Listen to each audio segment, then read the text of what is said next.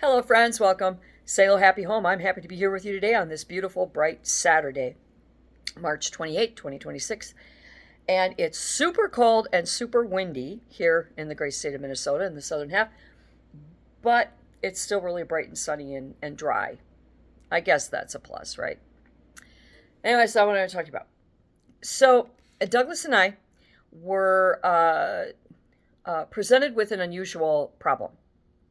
And I want to talk to you about it because you, my loyal listener, I want your opinion about how we handled this situation and if you would have handled it the same way or differently. So let me tell you, I'll give you a little context, got a little history first. So Douglas and I have been reunited since January of 2017. So we're coming up on 10 years. January, it'll be 10 years that since we have reunited, and it'll be our first wedding anniversary as well. But prior to us reuniting, Douglas lived in a home with a woman that he had met on a dating site. And he lived with her for a number of years, but the relationship was very contentious, tumultuous, toxic. There was a lot of abuse on her part. In fact, I've actually witnessed a video. He was able to video some of the abuse that she leveled upon him, and he had filed at least 2 domestic abuse reports because of her abuse and her violence toward him. She even kept a loaded shotgun under her bed. So, yeah, she also had a bad drinking problem, a bad drinking and driving problem, a bad committing crimes by trafficking drugs problem, and a problem with maintaining gainful employment. And it was a horrible, horrible relationship. But he remained very close with her family. In fact, when he was packing up and moving out of the home that they shared, remarkably, her family came to his aid and took his side. They are still very good, loving friends to this day and see each other whenever we can. I know them, I've met them. And I've never met the girlfriend, the ex-girlfriend, but I've met, her family. And Douglas, it was just ironic. And it's kind of proof positive that when you are with a really bad person and their family not only supports you against their own relative, but they help you pack and move. And then they helped you unpack. And, you have, social time with them and loving time with them. So it speaks a lot about Douglas's character as well. What a really good man he is, and so good that a family would take his side. Anyway, this family, this ex-girlfriend, her mother passed away last week, and her mother loved and adored Douglas. Very elderly woman. She died very old and was sick, sadly, but nonetheless, he would take her on motorcycle rides because she loved the motorcycle, and she was kind of a rootin' tootin' kind of gal in her day. And he loved her and she loved him. Well, he was very sad when she passed away, and he knew he would want to attend the service, which is taking place today. Now, after the service, they're going to be going to the VFW, the local VFW, and there's probably going to be drinking and whatnot going on. And I opted not to go. And I really struggled with whether I should go or not. I am his wife. I do know some of the family, briefly, not as deeply as Douglas does. I've met them a few times. Wonderful people. Oh my gosh, just incredibly wonderful people. But I never met Mom. I did not know Mom. And I've never met the ex-girlfriend. And I felt I really felt an emotional tug of war. I want to go because out of respect for the family, because funerals are for the living, they're not for the dead. And out of respect for Douglas, who loved this woman and lost somebody that he loved. But their relationship, the ex-girlfriend and Douglas, their relationship ended very badly. There was no closure, zero closure. They've never had any closure. And there's a lot of unfinished business, i.e. a little written contract that she had signed, and she owes him quite a bit of money, and she skipped out on owing him, on paying the debt that she owed him. So there's, unfinished business. And I'm not a confrontational person when it comes to things like that. And I thought that my presence there would be inappropriate. Yes, I'm his wife, but given these unique circumstances, now, it doesn't matter that I didn't meet Mom. One of my office besties, her mother passed away, and we both went to the funeral to be there for her. We had never met her mother. I never met any of her family, but we were there for her. And that's the important thing, is you have to understand your reason for going to a funeral. Paying your respects to the person who's passed, but you're there for the comfort and support of the living, the loved ones there. And I wanted to be there to render comfort and support to my husband, but I didn't feel it was appropriate, especially because they plan on going to the VFW afterward with the drinking going on. Now, Douglas doesn't intend to drink. He said at most, he might sip on a beer, but he doesn't drink because of, health reasons.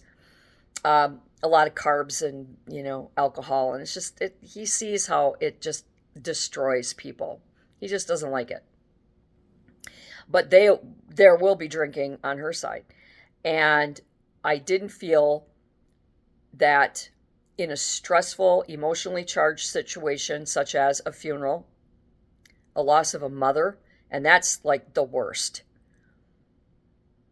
And the unfinished business and the lack of closure and the negative feelings, I thought that maybe my presence would simply antagonize an already antagonistic situation. And there were neighbors in the neighborhood and dear friends of Douglas's that also knew Mom and knew the family very well. And they will all be there as well. So he's going to be surrounded by loving, supportive people who knew her and knows the family. It's not like he's walking in cold by himself with nobody there that he knows except for the girlfriend. I mean, it's a unique situation. I just felt that it would be better for Douglas if there is some opportunity for them to have some kind of closure. You don't want the third wheel around. You don't want the wife around, while you're trying to establish some kind of closure and reconcile that this really awful relationship that ended in police reports that Douglas had to file and him having to walk away from everything. And it was just really bad. And I think that my presence, I know Douglas, and I know that he would ask my opinion about things. Well, do you think I should talk to her? Do you think I not? That kind of thing. And I felt that he needed to be on his own. That if there is an opportunity for closure, if there's an opportunity for reconciliation with regard to, her running out on the contract that she signed in front of many people, including notaries, and failed to pay him and stuff, that's between those two, and they would need to deal with that their way. And if I'm there, it would be easy for Douglas to lean on me for interference. What should I do? Do you think I should say something? Blah, blah, blah. And also because it might antagonize the girlfriend, who does have a history of drinking, does have a history of drugging, is in an emotional situation, has zero emotional deregulation. And I know this from professionals that have met her and had to deal with her and Douglas and her family as well. that she has no emotional deregulation skills, she has no coping skills. So it she's going to probably be in a bad way. And I know Douglas is feeling sad. Just given the unique situation, I felt it would be best if I did not involve myself. And I looked up, what's appropriate etiquette in a situation like this. And it's really not a situation that, for those of you that are old enough to know Dear Abby, for example, would tell you. There's, I don't know, if I did the right thing. I mean, I've been here for him, rendering comfort and support and listening to him all week since he found out about her death, and we talked about what we should do in this situation, and I asked him. I said, if you are absolutely adamant that you want me to go, absolutely, positively, 1,000%, and you're not going to take no for an answer, of course, I would be standing there by his side right now. But he didn't know what to do, and I didn't know what to do. It's not a situation that comes up very often, because usually when relationships end, especially non-marital relationships, you kind of, you might see people in passing, but those relationships just kind of fade and they go back into that, that history, memory of your life, and not really, so much something that stays prominent. And that's a unique situation revolving around this relationship that he remained close to and loving relationship with her family. So it's really weird. And I was wondering if you, my loyal listener, had any thoughts or opinions about it. Do you think I did the right thing? Do you think I should have been there for him? Do you think it was appropriate for me to stay behind? The whole point of me believing it was best I stayed behind is I don't know how she's going to react to his presence at that service.